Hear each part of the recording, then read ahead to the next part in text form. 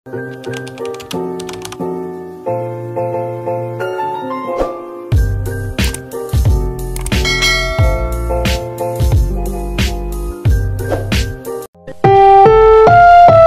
susunod na programa ay rated PG. Patnubay at gabay ng magulang ay kailangan sa mga batang manonood.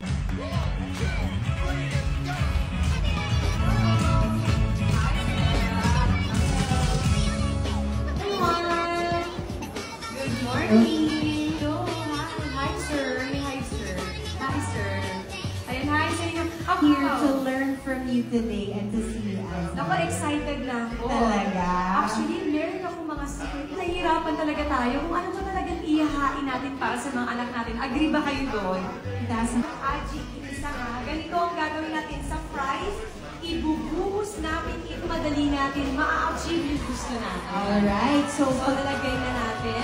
And then, after, and then, kids, next shade. Music, please!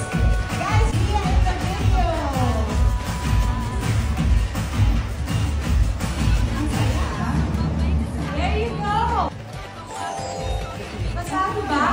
You like it? Masarap! Nakarelate ba yung mga mommies? Get one and pass! Mommy!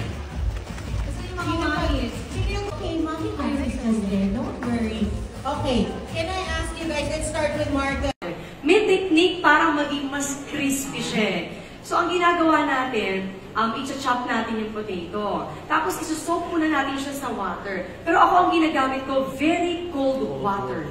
So, sinusok ko siya for 30 minutes. After that, pag nasok na natin siya, ilalagay, iboboil ko siya again, siguro mga 5 minutes. Okay, okay. After that, i-freezer natin siya ulit for 30 minutes. So, yun ang technique para ma-achieve natin yung talagang crispy fries. May